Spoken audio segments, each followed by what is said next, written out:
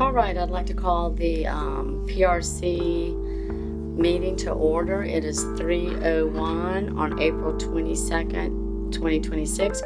Those in attendance are Ms. Felton, Mr. Bowenstill, and multiple staff members.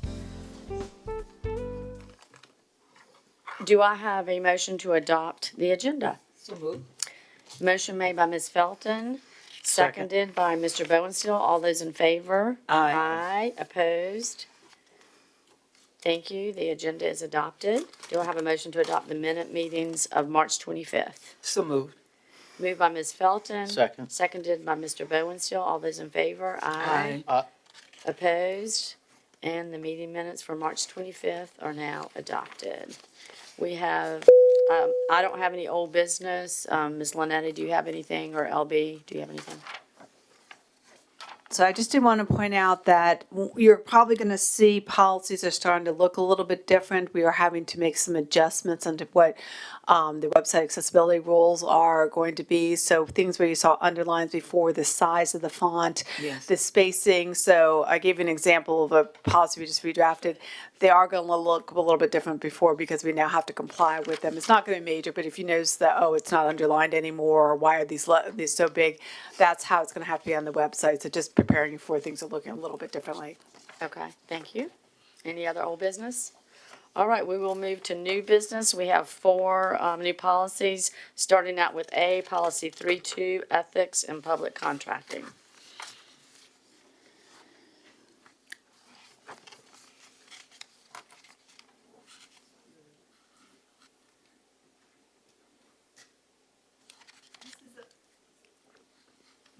Sorry, this is under section 3, which is business, non-instructional. All right. Oh, there, I need to talk properly in there. We're just updating some of the ethics in public contracting is actually, it looks similar to the Conflicts of Interest Act, but it actually falls under the Public Procurement Act. And your procurement officer, Ms. Smith, looked through this. So we're just amending this to read and reflect current law.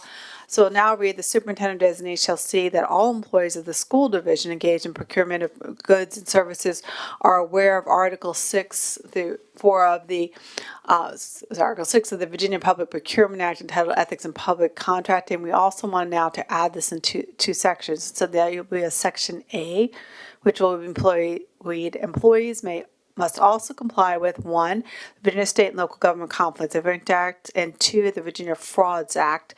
And then B, the superintendent designee will provide guidance and training as necessary to ensure understanding and compliance with these statutes. Isn't really changing anything, just updating the requirements.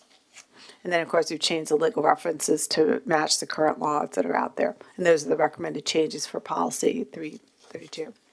All right, thank you. And I will remind my colleagues and those watching that all these four new policies are up for just their 5-year review. All right, do we have any concerns or questions about policy 3.2? Mr. Bowenstill? No. Ms. Felton? All right, so let's go ahead and take a motion to go ahead and accept that as amended and move it forward to the school board. All those, do I have a motion for that? So moved. Okay, moved by Mrs. Second. Felton, seconded by Mr. Bowenstill. All those in favor? Aye. Aye. Opposed? All right, policy 3-2 will be on a school board meeting. I guess the meeting next, after Tuesday, the next meeting, yeah, in the regular cycle. Yeah, okay, thank you. All right, policy 4-6. 4-6 falls under your personnel section. It's called healthy work environment. Minor changes here. You had paragraphs as I'm trying to make it easier to read your policies. So we're going to make your first paragraph is going to be designated as A. Then you would leave the 1, 2, and 3 paragraphs under there. Your second full paragraph would then be designated as B. And those are the only recommended changes. That's just for clarity. All right, do we have any questions, comments, or concerns on policy 4-6, Ms. Felton? No questions at all. I move that we send it to the school board. Okay, do I have a second? Second. Okay, the motion is to move 4-6 as clarified to the school board. All in favor? Aye. Aye. Opposed? All right, thank you. 4-6, we'll move on. All right, the next one is a repeal, policy 418. 418 also falls under your Personnel Act, one personnel section of your policies.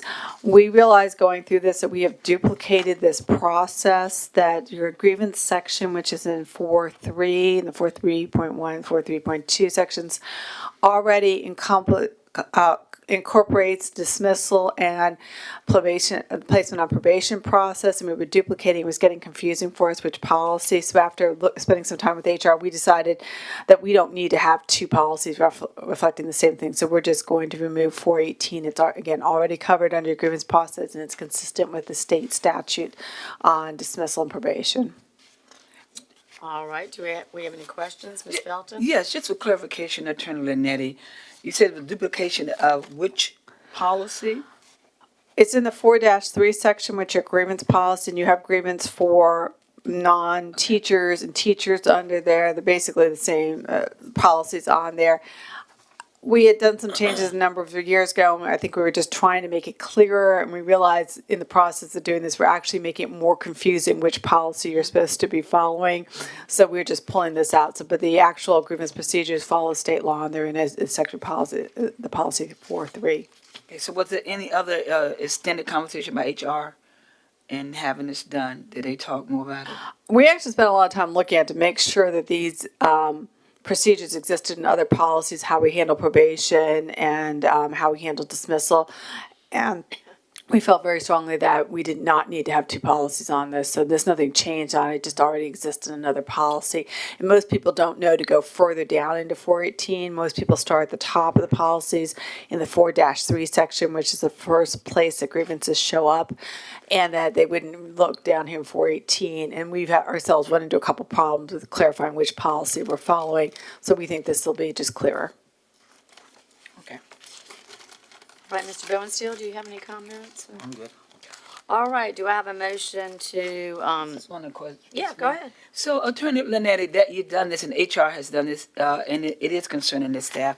Will the staff be notified that this change was made, or will it be anything that they feel like, well, hey, they didn't notice it anyway? Will they make them aware of this change? They would be told in the normal way we do policies, which is notice goes out from communications after the school board meeting, and then there's a principal packet which is given out. It won't affect their rights because their rights already exist in 4-3 though. Thank you. Just want to make sure that the employees are aware of this, and we've done it so for their interest, best interest. Thank you so much. Okay, do I have a Yes, motion to? So moved. Second. Okay, a motion to repeal this policy, but, so it doesn't duplicate, and seconded by Mr. Bowensteel. All those in favor? Aye. Aye. Aye, opposed? All right, so we will repeal this, so that does not need to be, does that need to be brought forward that we repealed it? I guess it does. Yeah, it will have to be Okay, voted on yeah, to be so- pulled out, okay, so yes, that it'll will go go forward. forward as a repeal to vote on. All right, okay, thank you. Okay, policy 4-39. 4-39 is also in your personnel section. There are, I'm going to call it mostly scrivener changes. HR reviewed this and felt it would be clearer if we just took out excess language.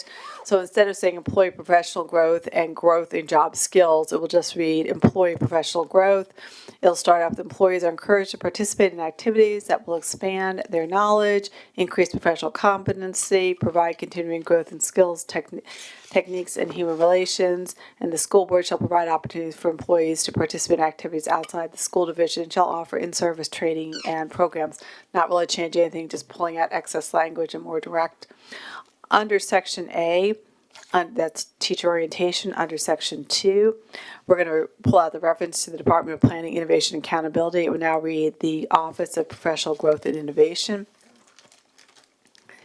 Then down under B2, just a clarification on year-round, would be a hyphen. And the paragraph after that, you're going to add the terms shall be reasonable in terms of number and duration. Section C, instead of calling it tuition reimbursement, we're going to refer to it as employee professional development reimbursement. That allows us to pay for more things than maybe just college courses on there, and just clarification with a couple scrivener changes in there. And then we've updated the legal reference. And that it's not a significant change, we just thought this was clear and more direct. Okay, yes, I mean, I do like C that we've changed that to employee professional development for, like you said, it's not just for tuition, it's for other reimbursements, for other opportunities that our staff have. All right, that looks good to me, but do we have any questions Just on one this quick one? question, Chair Weens, where we are on to the Office of Professional Growth and Innovation, who director was that falls under, Mr. Delaney? Who's the director of that? Director is Dr. Janine Gorham. It falls under the Department of School Leadership. Thank you so much. Mr. Bowensteel, do you have any? All right, do I have a motion to accept policy 4-39 as amended and move it on to the school board? So moved. Second. Motion made by Ms. Felton, seconded by Mr. Bowensteel. All those in favor? Aye. Aye. How do you vote, Ms.? Aye. All right, and those opposed? All right, so we will also move that one forward. Okay, so new business, we are moving A, B, C, D for a vote for school board. Other business brings us back to the policy 641 regarding the Chromebooks. Mr. Delaney, do you want to start this off? Sure, I can start it off. As we know, we've had several conversations over the last several years in a variety of meetings around Chromebook usage and screen time. We were tasked at the last meeting to bring forward a recommendation. You should have received a packet of information that has our recommendation outlined in it, as well as the answers to other questions that the PRC had asked. And finally, you should have a copy of the presentation that was done by Dr. Goldberg in March to the board, just for informational purposes, as you may have some additional questions as we walk through this process. I'm going to turn it over to Dr. Goldberg in just a second, but I think if you look at that document, you will see our recommendation based on what we've heard from discussions throughout the process, and working with Dr. Robertson, that the recommendation is the removal of devices in pre-K and kindergarten classrooms, maintain 10 devices in every first grade classroom, and maintain 1-to-1 in grades 2 through 5. Devices would not go home for K through second grade classes unless directed by the superintendent. And that was the recommendation we brought forward. I think it may be helpful if Dr. Goldberg walks through that document and then opens it up for any questions. Are you comfortable with that format, Ms. Weens? Yes, I would like to add that I have also passed out some changes, and I wrote it like in policy language. Cammie will have that up when we get to it. But just to let y'all know that, and really the changes were minimal but significant, and the language that I had, the changes would be removal of devices pre-K, kindergarten, and first grade. And keep second as is, and then no Chromebooks would be going home except for closures, emergency virtual instruction, educational tutoring services, and IEPs and stuff like that. So we'll get to that, but I just wanted to let you know that that's up here too, and that we will show that once we get to it. So, But Ms. Weens, thank you for the recommendation, though, it was very clear, and I appreciate that. if you don't mind me asking, because when I looked at the agenda, it was policy 6-41, but we're actually going to be, you're actually saying we're going to be speaking to 618 on instructional time. The document we have that you provided us was 618, which is instructional time. Well, yeah, my opinion is that we would just add the technology usage guidelines to policy 618, just add it at the end. Just wanted to make sure Yeah, it makes sense. yeah. Thank you. Okay. All right, Dr. Goldberg, thank you.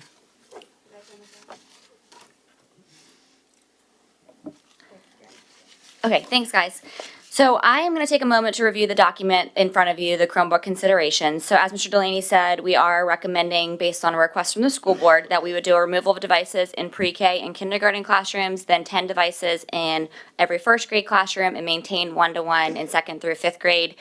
do acknowledge that devices should not go home in kindergarten through second grade. Want to remind you guys that we did make that change, that they are no longer going home in any schools as of spring break in kindergarten through second grade. In your document with PRC questions, you also have a list of the schools. There's about 30 schools, and we broke that down by level for you that are currently sending them home in third, fourth, and fifth grade.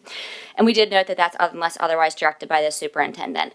So drawing your attention to the levels, I'll take it step by step, and I want to note just the scale of what I've noted as the impact. So I'm going to do minimal, low, moderate, and significant. For each one, we broke it down by instructional impact and then some of the logistical impact. We've been talking a lot about the operational impact and like some systems impacts. That's where you'll see those pieces. So for pre-K, as it is now, we have iPads in the classrooms. When we remove devices based on the recommendation, we see the instructional impact for teachers to be minimal, students to be minimal, and there will be no impact for parents. When you look at a logistical impact, the impact is going to be that we currently purchase those devices based on our Title I plan for our Title I schools. So a division-wide plan will need to be developed to remove those iPads from the small group rotation because that's how they're used in the classrooms at this time. We'll have to figure out how we're going to repurpose those iPads across those Title I schools. We'll also have to consider contracts for digital pre-K programs that will need to be canceled and or non-renewed. You will see that some of these things are repeated throughout each of the grade levels. So moving on to kindergarten, the recommendation is to remove devices in kindergarten. You're going to see a little bit more of an instructional impact here. So for teachers, we noted moderate, students moderate, and parents low. I'll take a moment to go over those with you. So for teachers, we selected a moderate impact because there will be a need for some revision and some creation of lesson plans. So as an example, there are lesson plans in our curriculum currently that talk about Chromebook usage. So we'll have to revise those lesson plans.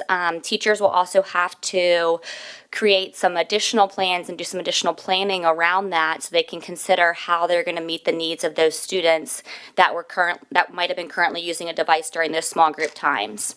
There will be some needs for some professional learning to address the research standards. So we've mentioned to you guys before that there are research standards that are addressed in K through 5, right? But typically our research standards in kindergarten, as an example, are done through research on Pebble Go with either integration with our library media specialist or the teacher does the research in the classroom. So Pebble Go is going to be an online platform that they will no longer have access to. So we will have to figure out how we're going to address those research standards.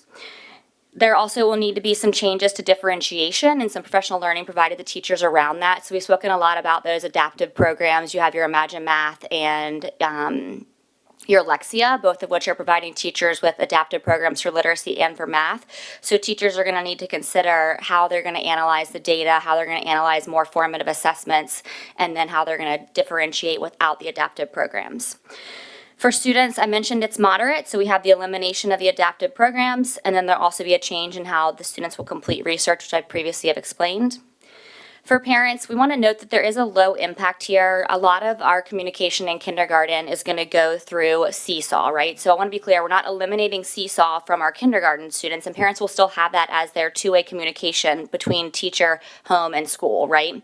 But a lot of what teachers do is that the children will do an activity, curriculum-based in Seesaw, and then it'll get pushed out so parents can see what their kids are learning about. So as an example, I've got kindergartners, I've told you guys, and I am able to see some of the work that they are doing, and that gives me some of that parent access. So it's more just like visibility of what their students are doing, and parents won't have access to that anymore. Looking at the logistical impact, again, there's a division-wide plan that will need to be developed to remove those classroom sets. We'll have to look at contracts for the digital programs, and then there are considerations for remote learning. We have heard the board that when we consider going out for a snow day or one asynchronous day that we could send home packets. So that's totally fine, but it's more if we went out for an extended period of time having considerations for what remote learning would look like for kindergarten. Looking at first grade, again, our recommendation is 10 devices in every first grade classroom. So we noted teachers is moderate, students is moderate, and parents is low. Again, many of these you're going to see things being repeated. So for teachers, the impact is going to be that they're going to have to manage device sharing. So if you only have 10 in a classroom, it's thinking about how those students and what schedule and systems you're going to put in place for those kids to access the programs. When is a kid going to get on Lexia? When is a kid going to get on their Imagine Math? And then when are they going to schedule time for them to do their research? There will be curricular modifications needed to support that transition. So thinking about if they don't have access to it every day, how are we going to adjust our curriculum?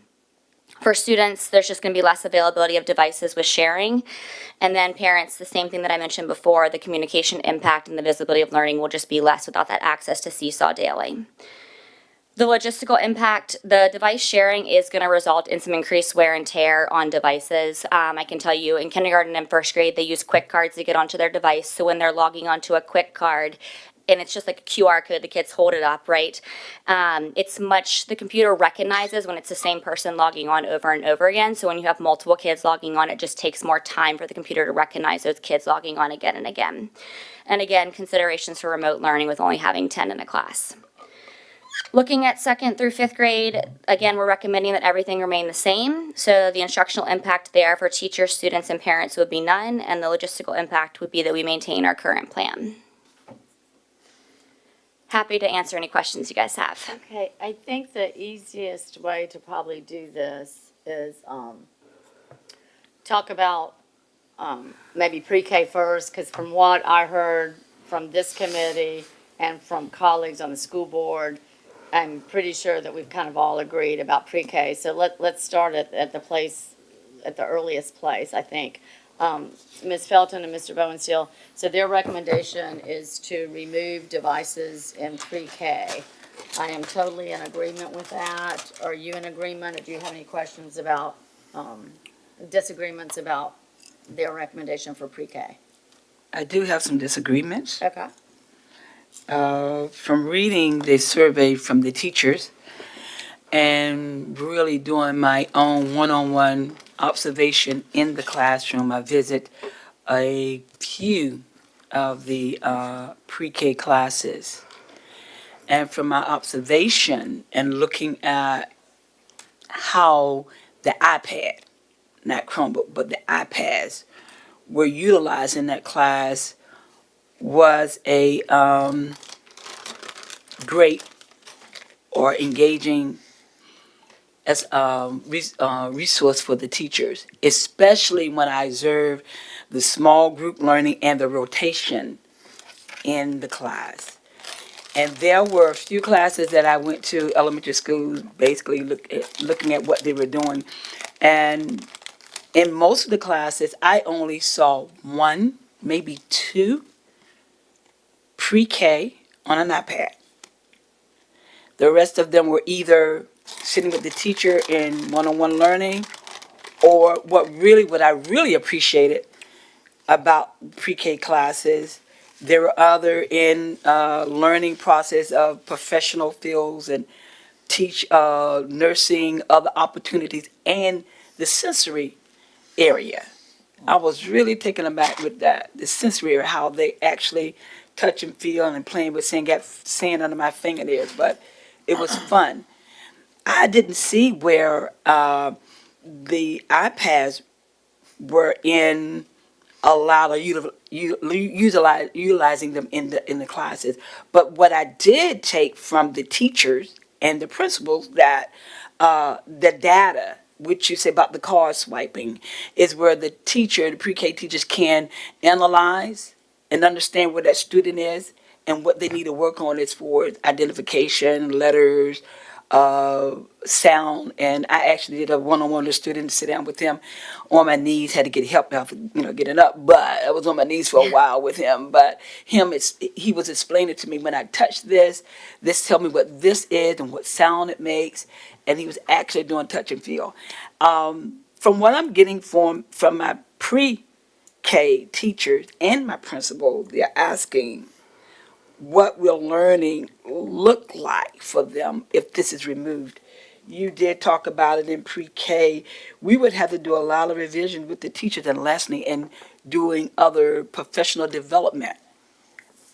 Yeah, I think that's a great question, and Dr. Kelly can chime in. One of the things that I do want to mention that is an extension of things in pre-K is that there is one of the standards that pre-K addresses is providing reading and shared reading through different Right. mediums as an example. So a lot of times in pre-K, they listen to stories via their iPads.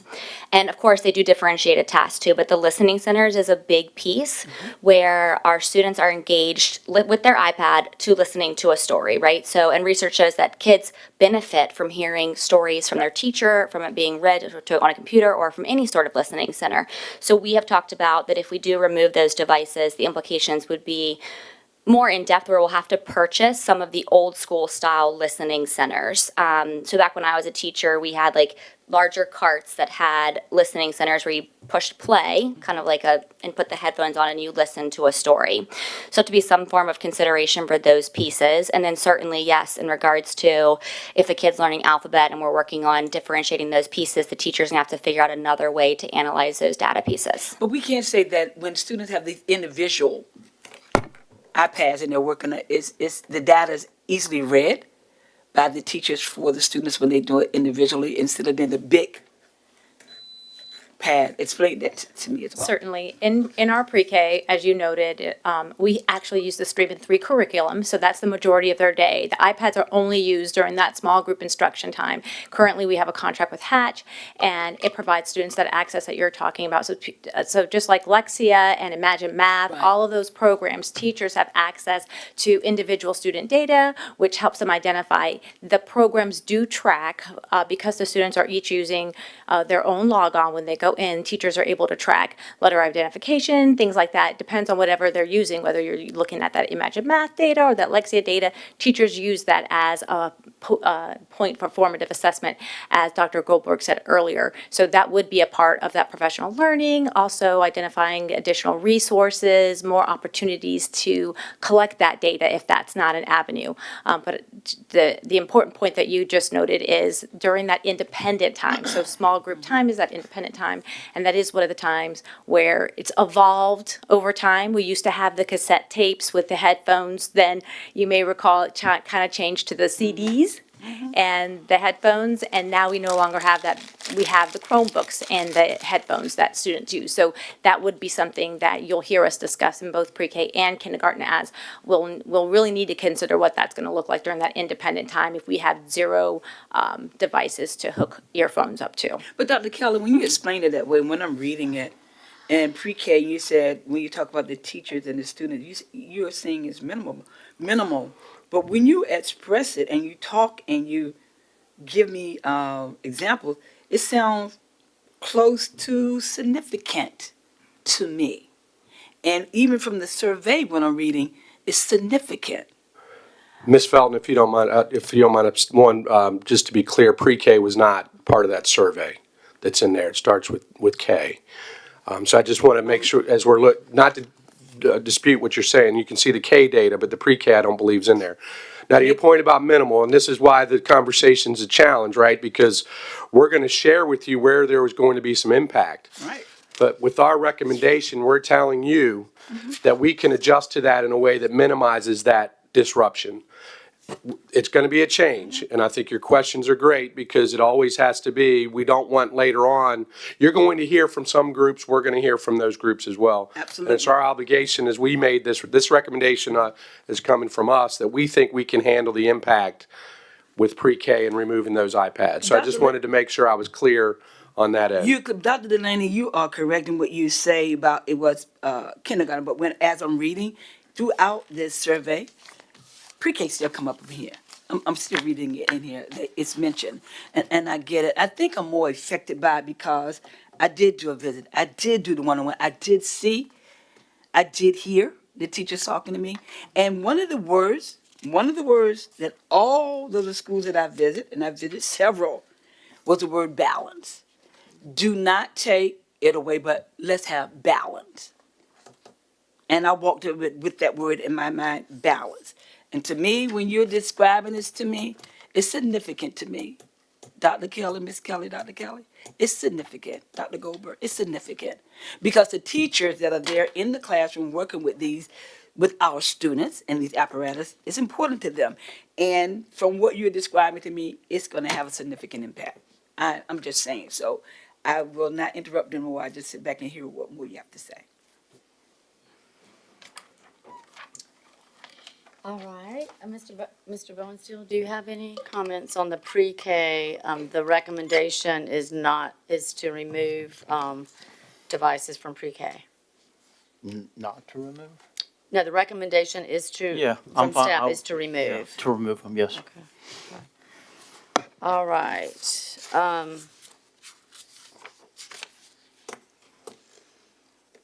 okay, and. Okay, all right, well, let's talk about kindergarten. Kindergarten, the recommendation was to also the removal of devices in, the kindergarten classes. And we've gone through that. I agree with that recommendation. I agree with it. Okay, Ms. Felton, I'm sorry, Sharon. Do you have any comments on that? And what Was is the it kind of recommendation for kindergarten? Yeah, to remove, their recommendation is to remove the devices from kindergarten. Again, I can regurgitate exactly what I said. I do not agree because of what I'm seeing and hearing from my survey and what my teachers are asking. Balance, like one of the survey questions was, we do not use them only 10 to 15 minutes a day. I think that's substantial. And then when you look at, again, the apparatus of the small study, it does give the teacher time to engage with those students that need it. And but I'm looking at the data too, that it helps them to prepare that student for the next step, knowing where that student is, knowing how to engage with that student, what necessities are. But let me say this, I know that technology, when COVID hit, we had no other choice. Devices became our lifeline. It was necessary. Maybe we got out of hand with it. Maybe we didn't guard it enough. But to now to say we're going to strip or take away totally, I can see screen time. I can see that. I can see us being balanced. But where do we take our students when I know each level, pre-K builds up on kindergarten built up on first grade built up to those things that they learn in those classes, help them to implement what they've learned, just like math. If I had gotten a step up with math when I got to college, I probably could have done calculus. Didn't get that. Calculus was a bear for me because I didn't get those steps of that math that I needed to build me up on that. This is my concern about the impact. What are we taking away from our students if we eliminate it totally? I go back to time and balance. So I do not, and I come away with my decision after doing a little bit more research on it. So I do not, my change, I do not agree with moving it totally from kindergarten. All right, and, you know, I'm reviewing the parent survey and the teacher survey here. For the guardian survey, it was, 80% approximately at the kindergarten level saw either no change or positive change from removing devices. That's pretty high. And then from the first grade, it's a little over 60%, but and then the teachers for kindergarten was about split, about 50%. So, The teachers for kindergarten, I just want to draw your attention, when we said they are no longer available, it was around 75% of teachers said substantial instruction limitations or some noticeable limitations would result for kindergarten, just to make sure. That's on slide 14. When there's no Chromebooks. no Chromebooks for So when you combine those two, kindergarten. when you combine those two columns, it's going to be Some around. noticeable, okay, yeah, I'm 75%. sorry, yes, I was looking at, the cart, I guess, the next page. Yeah, they did agree that if they still had access to Chromebooks, the limitations would be much less. Okay, so the teachers, I think it's fair to say the teacher survey is quite different than the guardian survey. Is that an accurate, statement? There was differences in the Yeah, data, yes. There's some differences there. All right, so we've got two of us here that agree with your recommendation to remove devices from pre-K and kindergarten. Ms. Felton has explained why she disagrees with that.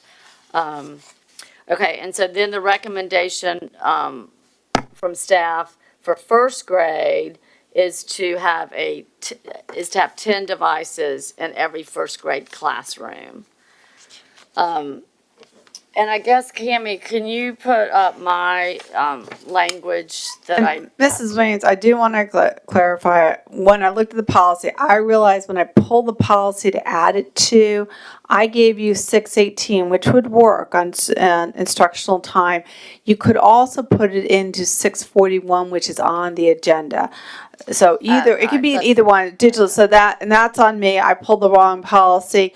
I've actually redrafted with the same thing with 641. If you want to take a look at that, I'd have to give it to my paralegal to put it up for you, but I realized I put it in the wrong policy for you. Again, it could work under 618, which is instructional time, or it could be under digital literacy, which is 641, which you were looking at originally. So I can have my paralegal put it up for you.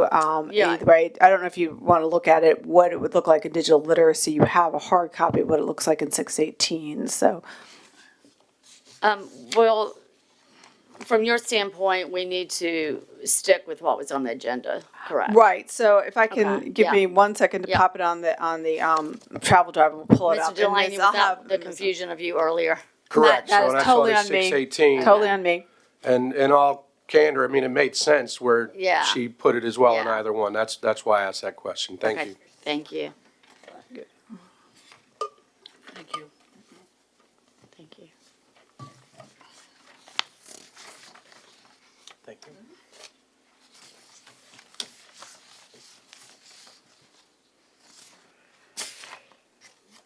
So it just puts it in the appropriate place, even though it could be put in probably both, but. We would add it as, I Yeah. would put it as B under digital literacy, if that works Right. better. So it would be B. We're gonna pop that up for you in a second.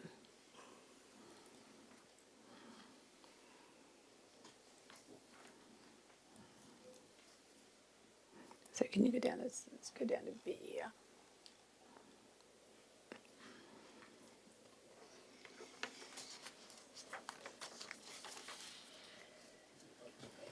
Ms. Weems? Yes. If you don't mind, and I know we're looking at this because it was on the agenda. And Cammie, I don't know what the process is, but I don't think it applies at all in this policy here. And we have some House legislation around AI implementations that is a part of this policy, 6-41. That, you know, and Dr. Goldberg can probably provide greater details on that, but I do believe it makes more sense in 618 because of that instructional time component. But In which case, I think all you would do is amend the agenda so substitutes the 618 for the 641, which was on it. And we did not have a draft in the agenda 641 because we didn't get this language until this afternoon. So you would Or- just, Well, it's too late to amend the agenda right now. no, you can amend the agenda at Could any we just time. add it at the end with It part of the could- motion that we do that? Yeah, it would be an additional action item that you would be voting on. You can do it that way too, later on, that you would now adopt 618 as drafted.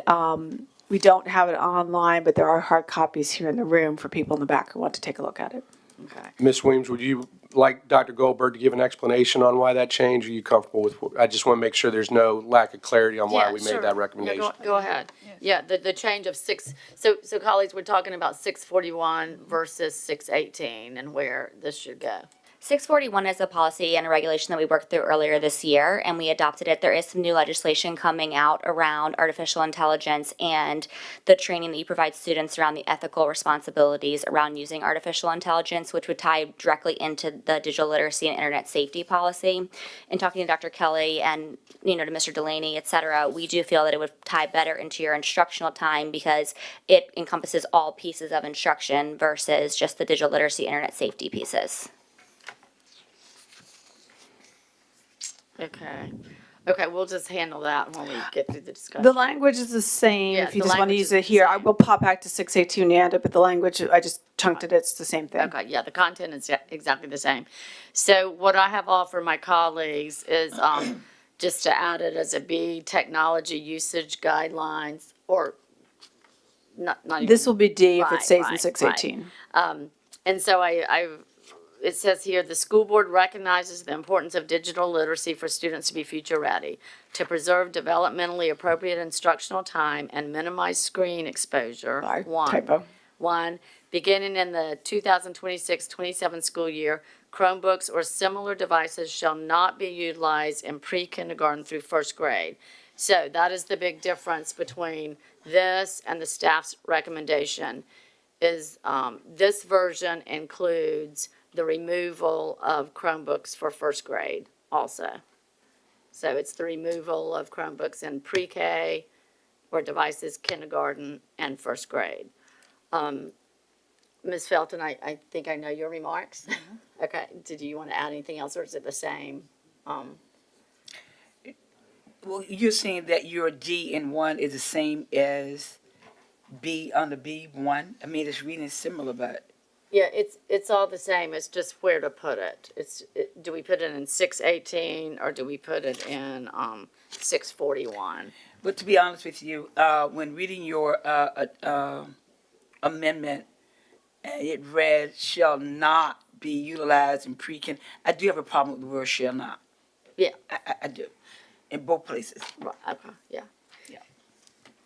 And I did, and which I should have, but I did not. And I would presume to see something else a little bit more curriculum-wise to what the superintendent, where we were reading here, it talked about where the designee would, talked how the superintendent would have access to giving us that. I think what we're trying to do is to me, rush, because these are some very important implementation we are trying to do that's going to affect our students' learning process and accessibility to global learning, and to be able to proceed to the next grade level. I do have a problem with this shall not. Somewhere along the line, I'm thinking where one of the in the teacher survey was saying then what would virtual learning days look like if we don't have the one-on-one devices, if we don't have them, access to them, what does it look like? And when Dr. Gober, when you explain how it will be, you said moderate impact. It's going to be a significant impact to me where we're starting our students out at and what we are doing with our devices. So I do have a problem, I do have a concern with that word shall not be utilized in pre-kindergarten. I think we should have a balance there somewhere. We should have some language that will allow the teacher, the superintendent, to have that worked into our curriculum, which it is now a part of our curriculum. And it has a lot to do with our students moving forward to the next step, educational-wise, achievement-wise. When we started chipping away at standards that we have put into place, it doesn't take much. You keep chipping at that block, it's going to crumble. We're going to lose some of that standard, some of that quality that we have. That's my concern. How much we're going to chip away before we lose quality of standard of education with our students. So the word shall not in either place, I do have concern. I need to see something else that will provide a way of balance for our students to have these devices and work with them. Had I not seen it with my own eyes, had I heard the teachers with my own ears, then maybe I could consider some of this. But I went out and did my research and studied Mr. Delaney, and they're not agreeing with this totally wiped away. Sorry. Yeah, I mean, I think that's why we're discussing it, because it's a philosophical, educational, differing of opinions. Some think we don't need Chromebooks at all at elementary level. I mean, I can rattle off tons of schools who issue Chromebooks starting in sixth grade. Some believe that we need them used at pre-K. And so that's what we're trying to do, because it has come up, and the data, the overwhelming data about early learners using pencil, paper, manipulatives instead of screen time, it's pretty overwhelming. And so I mean, that's why we are here at this conversation, and we realize there's gonna be differing opinions. So we're just trying to get a policy. We may not all three agree with it, that we can go to the school board. I hope that we do decide on something, because my whole purpose to bring this forward this time and to send it on to the school board is because I do think it's the fair thing for our teachers to know if we do make a change, that I do not want our teachers to find out in July or August. So I think that's, paramount, and it's important that we let them, because there will be some changes and some change in mindset and some change in practice. So I want to make sure that they get plenty enough time for you guys to work everything out and for our teachers to have a heads up. With Okay. that said, though, Ms. Williams, I hope that in the word that you're using, fair, that we will consider the survey of the teachers and what they're saying, and try to implement this into our policy or regulation, because they are the ones that's going to be directly, and our students, directly affected by what we do. And when they're saying in this survey, especially when the data, they need the data for each student. And we know no two students learn alike. And these teachers are, they are dependent on the data to help them, to help our students to be more successful and achieve in these classes. So shall not is a too strong a word for me. It is. Let's leave it at that. Okay, yeah, definitely, because this language is basically saying, to not use devices At all. pre-K, kindergarten, and first grade. So that, yeah, and so some people are gonna agree with that, some people aren't. Any comments? I'm fine with the motion as it reads. Okay. Uh, So you agree with removal at pre-K, kindergarten, and first grade? yes. Okay. And the only way I change my mind is to push for second grade to only have 10 devices in the second grade. Other than this, that's what I'll be pushing for. Okay. All right, well, okay.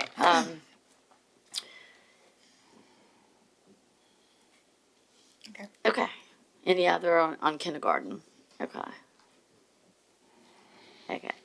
All right, so this language recommends none at first grade. And so we have two that agree and two that don't. With this, two that agree and one that doesn't. So let me ask staff a question.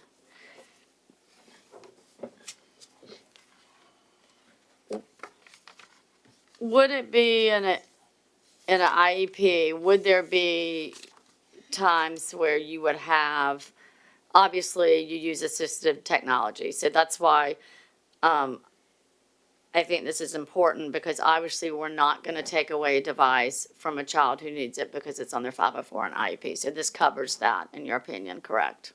Correct. Ms. Linetti? I believe so. I don't, there are other devices they use, so I'm not sure I'm the expert in what devices the special ed student uses, but I think this would cover anything that's required in the IEP or 504. Okay, because it says this section does not apply to technology that has specific uses in 504. So I just want to make sure that that is completely covered with our special education students and the devices that they need. All right. Okay, and then number 2, beginning in the 26-27 school year, students in pre-K through 5th grade shall not take school-issued devices home except in the event of potential weather-related emergency, planned virtual instructional day, or for educational tutoring services. So again, this is a change from staff's recommendation. Staff recommended that devices do not go home kindergarten, 1st, and 2nd grade. This says they do not go home kindergarten, 1st, 2nd, 3rd, 4th, 5th. The reason why I put that in there, because I've talked to a lot of teachers that specifically said, whatever y'all do, don't let these go home. They're getting torn up. They're getting, ruined. They're getting damaged. In fact, I talked to several during this last week, middle school teachers that said, middle school kids shouldn't be taking them home either. So, because of that. So again, this is a little bit different than the recommendation.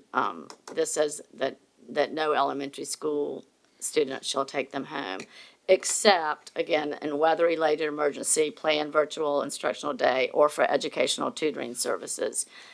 For the tutoring services, how does that work? Like for tutors, is that something that a parent requests to have online tutoring? Well, I was wondering what that language meant in the policy, you know, and my thought would be a little bit different than your question, but we will have parents that request the device come home with their child to help support their learning, and I don't see anything in the policy that discusses the parent's ability to request that device. Because I agree with you, Ms. Weems, there's groups that do not want them coming home, but there's other parents that say, that's how I monitor their progress. They show me what they're learning, I get to see the adaptive programs, and they spend time with their child at home working through that. So the educational tutoring services, I don't know how that's being defined in the policy. For example, we used to use FEV Tutor, but we don't anymore, which was an online tutoring support. So I think how we're defining that, I don't have a great answer for you. Okay, would you, I would be okay into adding comma, except in the event of potential weather-related, emergency plan virtual instructional day, educational tutoring services, or a request from a parent/guardian. Yeah, however that language works, you know, I know that's gonna come from our building leaders, and I can see where they would deny a request to the parent because it's not written in policy, and then Right, we would right. be saying, why are they not making a common sense decision when a parent Yeah. requests it? Yeah, And I agree with you. I agree with you. Would that cover it, Cammie? To add comma after tutoring services, a request from a guardian. I think we've typed on the board. I think that would work on it. I do think that, sorry, we made some Okay, corrections on the okay. board for my poor typing earlier. I do think the superintendent's probably gonna have to put some parameters on that because we'll be right back in the same circumstance where all parents in one school ask for it to come home and other kids don't. So I think I don't know if it's worth putting the policy here. I think you let the superintendent decide what are the conditions in which a parent can Yeah. have access, have it brought home. And I don't think we're ready to build that in there. And I was also gonna add, first of all, if the parent requests it, have to be written, and then how are we gonna get it home? Because you just said that students pre-K to 5 cannot take a device home. So then the parent will be responsible for coming to pick it up. So Well- my suggestion Well, was, I you've think got we the probably- exception. Well, This this would is fall the under exception. exception. They can take them home if there's a weather problem, if there's a planned virtual instructional day, if there's education, if they have tutoring from it, or if a Right. parent requests it, they are able to take it home. That's what Okay. this says, Okay, yeah. But if you're eliminating them, and they don't know how to use them, now you're eliminating the access of pre-K having access to a device. And now we have inclement weather, and you're gonna send a device home with them that they have not had introduction to how to use it, how to access it. That sounds like an oxymoron to me, that we are doing it that way.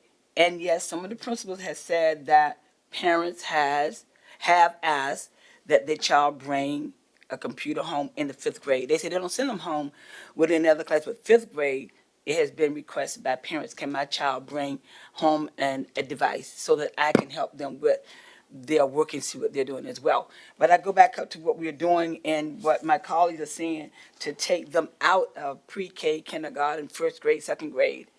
Take them out, remove them. But here on the technology uses and guideline under 2, you say they can only take them home except for potential weather-related emergency planned virtual instructional day. But when you take them from the student, I mean, when you're taking them, so when have they had time to learn how to use them? It should say students in 2nd through 5th grade. Yeah. You're right, because they're not gonna have them. So then how? So it should say students in second, second through fifth grade. So then I asked this question to Ms. Goldberg. What are we doing now? I mean, students that are in inclement weather, we have inclement weather. What have we done with our pre-K, kindergarten, first to second grade? I mean, what do we send home with them? What kind of work do we, if they're not there and we know it's coming, what have we done? I'll let Dr. Kelly address pre-K, but for kindergarten, first and second grade now, as it stands, when there's an inclement weather day, they take their devices home. There is assigned work either through Seesaw or their teachers provided work for them. There is sometimes also paperwork for the students to do. So most of the time, they do those activities through Seesaw. They log on, they get on Lexia, they get on Imagine Math, and there's just scripted activities. There's also, as an example, we had a snow day. They also do planned activities with content around going outside and doing some investigation in the snow. Right? So it's not all just based on the computer, but having access to those devices does give those kindergartners, first and second graders time to get on and do some of those activities. So we are moving now, they are moving now to move them completely from those sections you're talking about. How would that look if we had inclement weather, sending them home then with them? What, I mean, how would they access that? How would they really know how to access it and get the information they need? So I believe from what Ms. Weems is sharing is that we would plan on not sending them home if there's no access to devices. So we would say K and 1 as an example, if we go with this plan that you're proposing, K and 1 would not take devices home on inclement weather day. What we would recommend is if we go out for an extended period of time, as per se another pandemic or something, we would have to have considerations for remote learning. But what it would look like would be we would send packets of work home with those students, maybe some shared read aloud, some books that they can read, like books in hand, and then activities that they can do. I'm going to throw this out here because if we're changing the content, I'm going to have to throw this back to the administration to look at. Would it be a virtual instructional day if some of the grades don't have access? And I actually jumped on the VDOE website. If you say it's a virtual instructional day, but 2 grades don't have access to virtual instruction, they only have paper instruction, does that count as a virtual instruction day? We don't call it a virtual day, we call it an asynchronous learning day, so I think there's an Okay. opportunity for us to be fine in that area. I want to highlight one of the comments Dr. Goldberg made. Most of those assignments that come home in pre-K and K on an inclement day are not computer-based of putting the child on there. Oftentimes, and Dr. Kelly can give an example, but it's a video of something to do, now go do a project with these materials, do these hands-on things. So it is not, that's why we call it asynchronous, Ms. Linetti. So Dr. Kelly, do you want to add? I do, thank you. And I know I've shared this before, but I just want to repeat that there are textbooks. Thank you for helping us adopt those. Everything that we've adopted has those printed books that go home. HMH Into Reading, KIDM does, even the Go Math hat. So we always provide those learning materials. What I did want to note, and this is something that I think is really important just to make sure you're aware of, when it comes to kindergarten and first grade, when we do go out, the asynchronous time is very similar, pre-K is the same way to the example that we showed for summer learning, and that's what Mr. Delaney was just sharing, where there is something that they're accessing through that asynchronous platform, but then they're finding the objects in the house, they're counting them, or they're hearing that story and then they're writing the retell. But in kindergarten and first grade, when we do go out, we do start intervention as soon as our synchronous learning does take place, when we make that shift. And what I mean by that is that our Erie intervention tutors, when we talked about the VALS data the other day, and our students who are obligated to receive services for that 2.5 hours per week, they do provide synchronous learning. And what that means is that the students do engage through their device with their tutor for that 30 minutes for those days where synchronous instruction does take place. So I just wanted to note that. So 2 things I just want to bring up that Dr. Kelly just mentioned is, one, we'll have to alter our inclement weather plan to not go to synchronous days because to her point, pre-K kindergarten would not have access to those devices. If it was just 2 days home, we may not have them home at that time. The second one that she mentioned and may need to be added into this policy is our summer learning. And as you've seen the summer learning program that Thankfully, the school board's been very grateful for our work on that. Much of that does require a device in those optional sessions that parents opt into. If you recall, much of that is, hey, here's where you can go on our Summer Boost site, here's what you can access, here's the lessons you can do. And if we get to that point for those families that want that in these grade levels, they're gonna have to have a mechanism to get those devices. And now that I'm talking out loud through this, which may be where you're looking at the request from a parent or guardian. So I just share that with you as another component of something that is a pretty big piece of our summer learning. And I just talked a big circle around the fact that if a parent requests, but just recognize that summer learning is we use a lot of that. So thank you. Mr. Delaney, and what I'm worried about is I don't want to find out later on that our policy said you couldn't have a virtual day, and we used the wrong terminology to disqualify that day as a learning day for us. So I'm wondering, and I'll be honest, I'm thinking this out loud, where it says or planned virtual instructional day, should it say virtual or asynchronous or other form of remote A instruction? remote instructional day, I think probably remote versus virtual. And then I also don't know how the state defines it off the top of my head, but I think it's inclement weather. So it might be planned inclement weather day. I think that's how the state defines it, which is why we could not. And I don't want to make the sausage here, Cammie, but I think Yeah, that's I'm a what little I'm thinking concerned is. that I don't want to use the wrong term and then find out that we then couldn't qualify that day as a day you needed to qualify. So I want to make sure we try to get this. Well, how about if we just put planned asynchronous or synchronous? Well, Instead of planned Synchronous virtual. requires the device.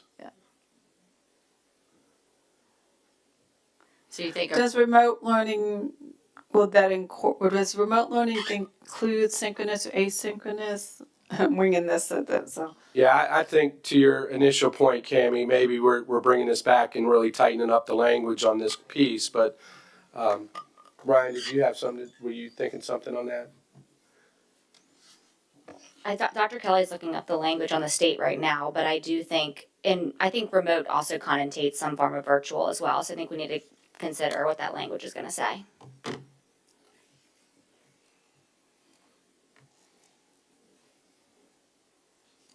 yeah, if you could look up if remote learning day would cover that.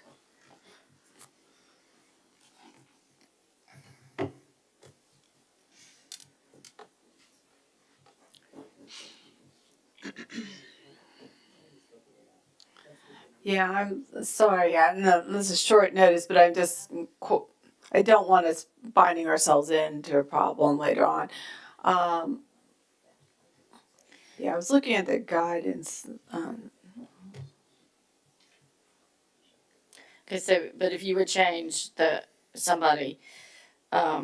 so number 2, except in the event of a potential inclement weather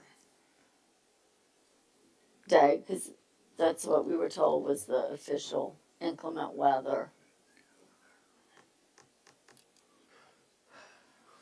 Related.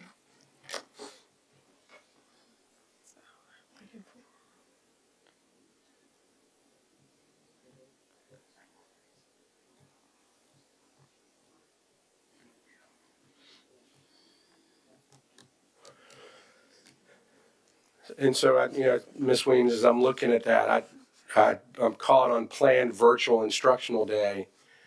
Right, that's what Yeah, that she's looking at. Yeah, to that's- see if I don't remote- think we even have that leeway to say we're going to do a planned virtual instructional day that's not weather or emergency related.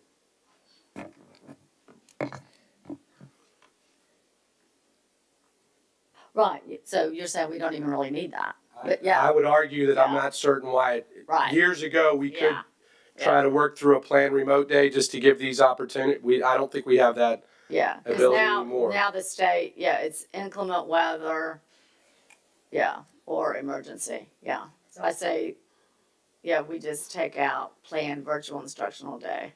Okay, Bree, can you pop that up? And then I don't know quite how to put your summer learning in there. Or request. Yeah, I think I talked us into confusion on that. I think that becomes part of the request from a Request, parent or yeah. guardian on that end. That's what I understood. If a parent requests that for their summer But is that a request or is that a necessity for the program, the summer program?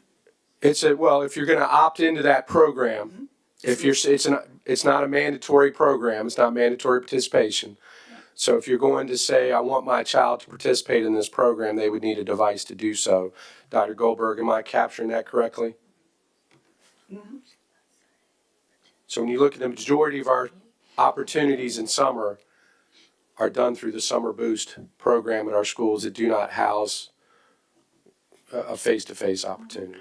Then I think when we get to writing a regulation, because I would want a regulation that talked about it can't be just, I want my child to have a computer at home, a Chromebook at home, but I also want to qualify, we will also include these extra learning events, which could be a sermon event. That's why we're going to need a regulation on this.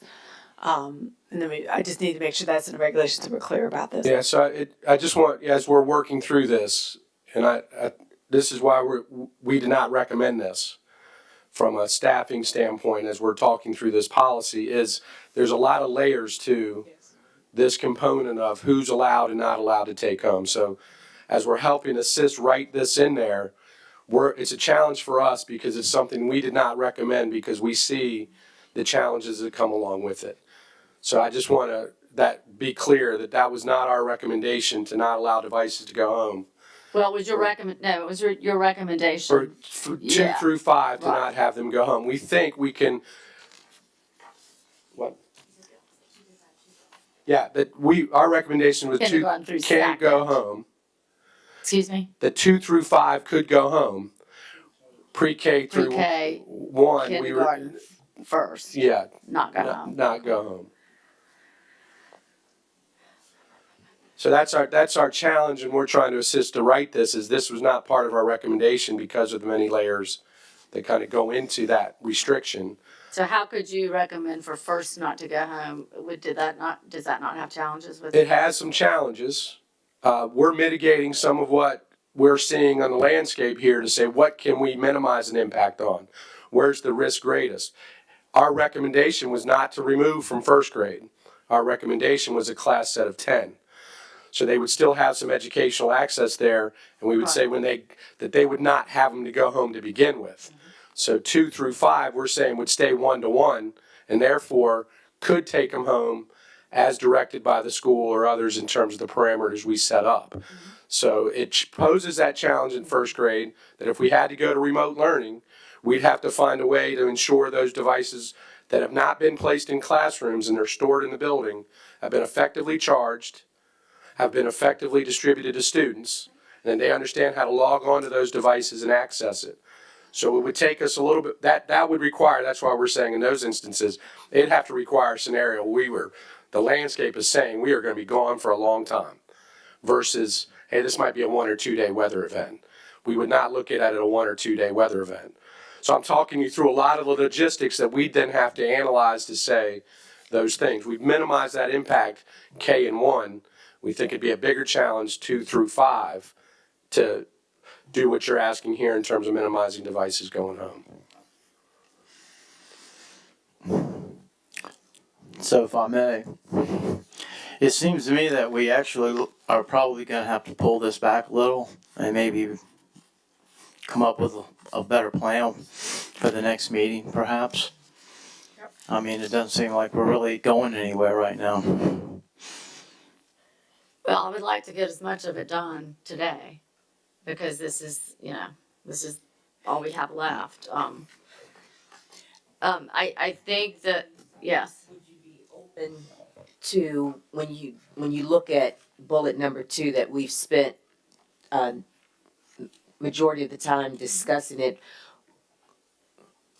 are you and the rest of the board members open to modifying it to where pre-K through 1 shall not take homeschool issue devices, because then that again addresses the rest, and the concern is still going to be a concern that if we have inclement weather, unless a child is accustomed to using a device at home or have support from whether it be an older sibling or family member, putting a device in the hands of a child who has no experience with the device is as equal as not giving them a device at all.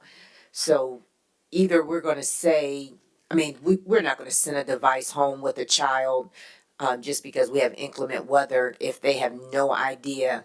And I do believe it's unrealistic to believe that our teachers can all of a sudden do a 30-minute lesson that says this is what you're going to need to do when you get home because we're going to have inclement weather. We're going to have to talk about alternate plans, which means back to packets, which again, unless you have advance notice, there's no way that teachers are going to be able to pull that together and assemble it that quickly, which means we're going to have kids potentially inclement weather where you did, I guess what you did in my day when your parents just said, go get a book and read it. So I feel like in some ways we're tying our hands a little bit, but if we would at least modify the pre-K to Right. 1 Yeah. shall not take the device home, I think that would at least support what the other recommendation was, and that is or not the division's not ours, but the board's Right, yeah. recommendation on removing the devices from pre-K, K, and 1. Yeah,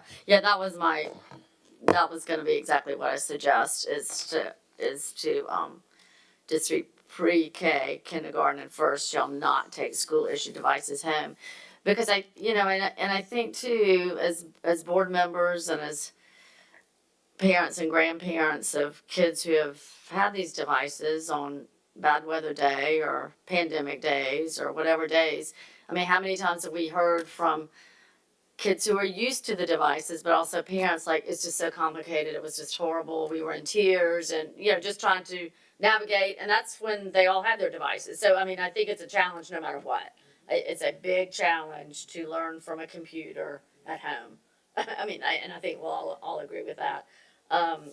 So it would be beginning in the 2026-27 school year, students in pre-K through first shall not take school-issued devices home except in the event of a potential inclement weather related, that doesn't make sense. In case of a potential inclement weather, what's the word I'm trying to think of? When you cancellation or potential inclement weather day Maybe slash just days. Maybe just day or. Yeah. Or right. In the event of inclement weather, in the event of inclement weather, emergency, educational tutoring services or a request from a parent or guardian. Do you need to add days in there? I don't think so. I don't. What do you think, Ms. Dalton or Mr. Bowenstiel? Except in the event of inclement weather, emergency, educational tutoring services, or a request from a parent. Does that cover every way that you could get a computer It does home? not, and I will piggyback on what Mr. Bourne said earlier, that it probably need to be pulled back. Mr. Laney mentioned this layers. Ms. Woodhouse mentioned also that it's complicated. There are some things that we need to reach. And Attorney Linetti has put in the word litigations that we probably have to look at too when writing that and understanding the language that we're going to use in this particular policy. The policy, if you want to move forward with it, it's not an overnight thing. And I think from right here, staying on number 2 has caused us some deep thoughts of what the wording we should use. I think it should be pulled back, and we redo that, especially on those things that Mr. Delaney did bring up about the layers and who get it and other programs that we have, that it is necessary for some parents that have these devices. I think it's worth pulling it back. We've been on 30, 40 minutes? This one section here. And I agree with Mr. Bourne still, pull it back. I'm not saying not to pull it back, but we can't have meetings outside of this meeting. So I'm just saying the 3 of us do as much as we can, and if 2 of you want to bring it back, that's the will of this committee, that's fine.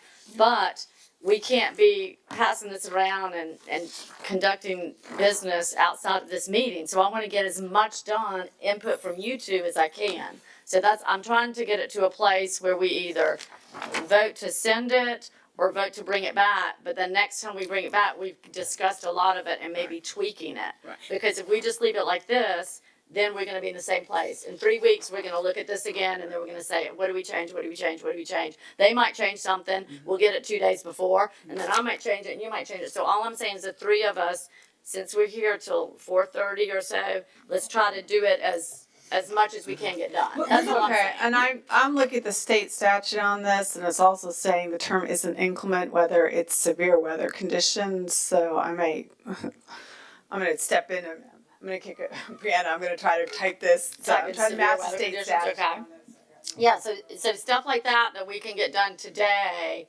and then if y'all wanna bring it back, that's fine, if we,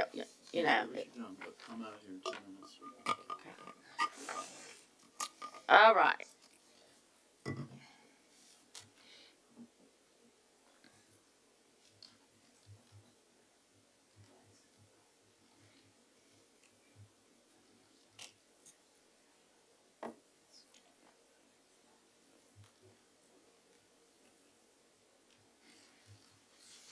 The school except for in the event of a school closing due to severe weather conditions. I'm trying to match these. Okay.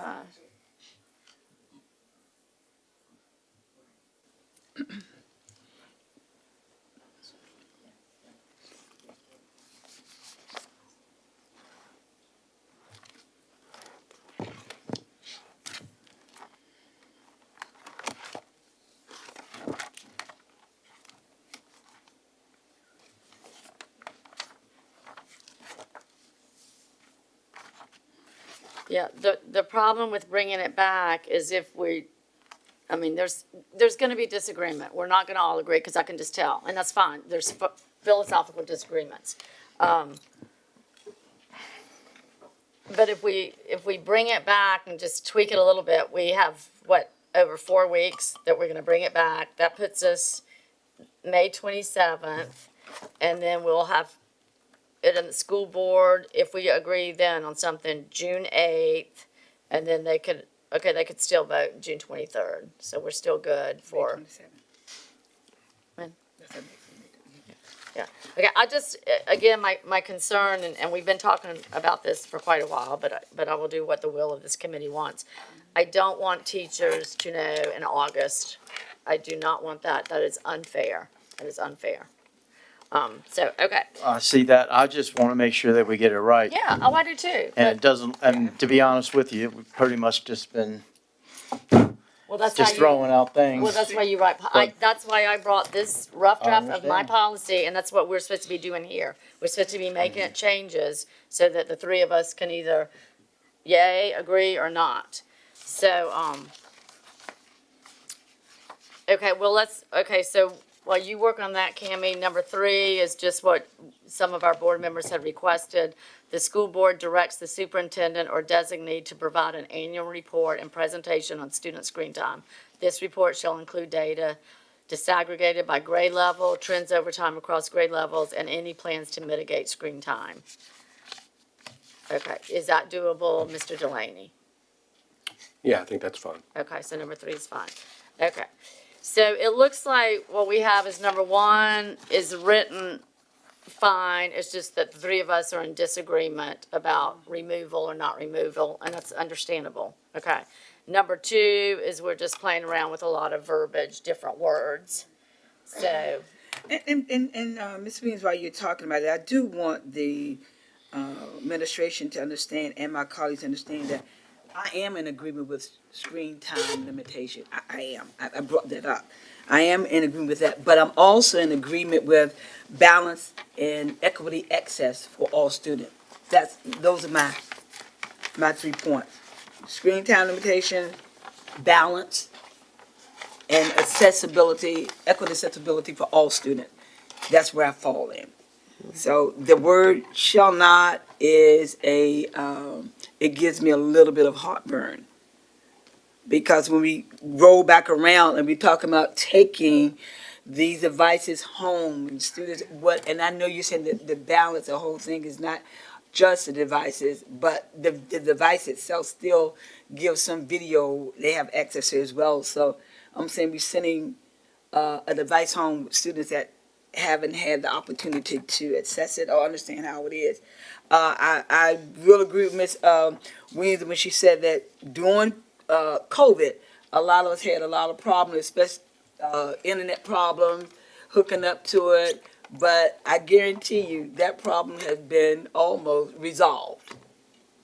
And where these students are with technology, and I heard you, Ms. Woodhouse, when you said maybe if we don't give them access, maybe they have an older student or have access. That I cannot lean in on to. I can't guarantee trust that other student's going to have that. That's why I said equity, accessibility. That's one of the things I'm going to hang on to. So those are my three things. Thank you. You get it. Okay, I apologize. I'm looking at 22.198, which is the reduction of state aid when length of school terms below 180 days or 990 hours. What I want to be careful with is that we don't do anything that inadvertently takes our options away from that, then we end up losing, not meeting the required other time or days. So I'm looking at the state statute, and unfortunately, this is, because it's coming fast, I'm trying to get the right terminology. It looks like it is severe weather conditions or other emergency situations. There is a section C that's talking about an unscheduled remote learning days, and I don't know that we have any scheduled remote days, but if we did, I didn't want to limit that ability. And unfortunately, without, again, without giving the school administration the opportunity to look at that. And do we have scheduled remote learning day? Is it? Okay, so that, I'm not sure. Okay, maybe I need to take, because I'm not sure why that's in the code section, so.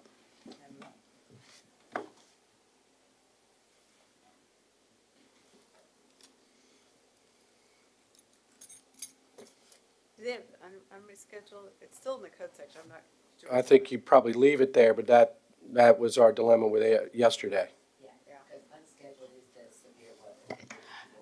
That's why we wanted Yeah, everything that's done. why I'm having a hard time reading the statute. I'm not quite sure why that term's still in there. Not to throw a can of worms back in there, but how do we, this is another layer, Mr. Delaney.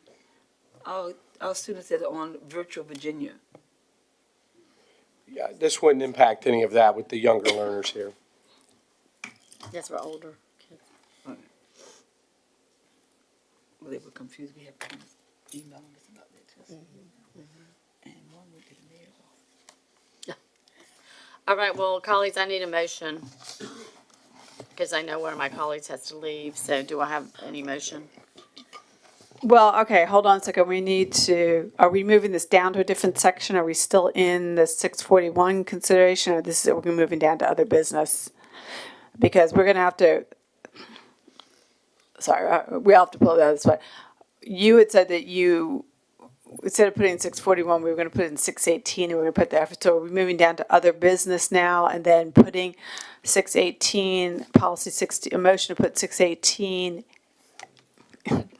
with this addition to it on the schedule, because what you have written for you obviously doesn't have what I just wrote up, what we just corrected on the board. So I think you would have to amend it under other business to add 618 with the corrected language on the board, so they make it clear what the motion was on the floor.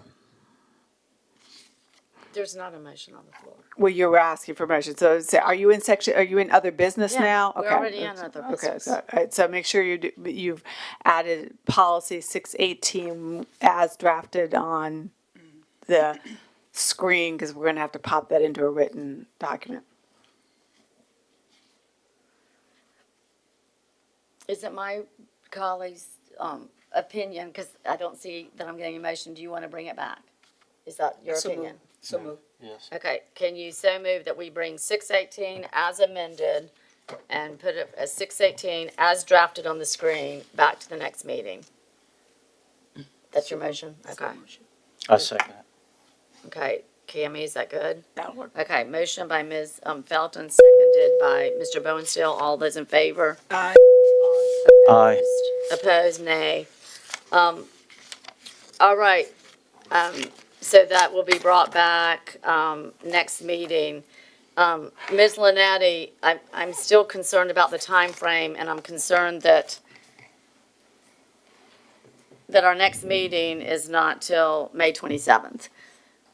Can we call a meeting before that? And can you see any time that, because I mean, I just don't think we need, It's your committee and you you can call the yeah, meeting, so. colleagues, I don't think that we need Cammie to have to, I don't think it's gonna take her 5 weeks to review this. Mr. Delaney, is it gonna take y'all any more work? You've had your recommendation. Yeah, as Yeah, far as y'all I'm done. concerned, we're done. We made a Okay. recommendation that's different than what's the Right. policy Okay, recommendation. so I would like to call a meeting sooner than the 27th because my concern is letting our staff know what's going on, and I'm just afraid that we're running close to summer break. So if my colleagues would look at their calendars, I've got the 13th. Does anybody have May 13th open? It's a Wednesday.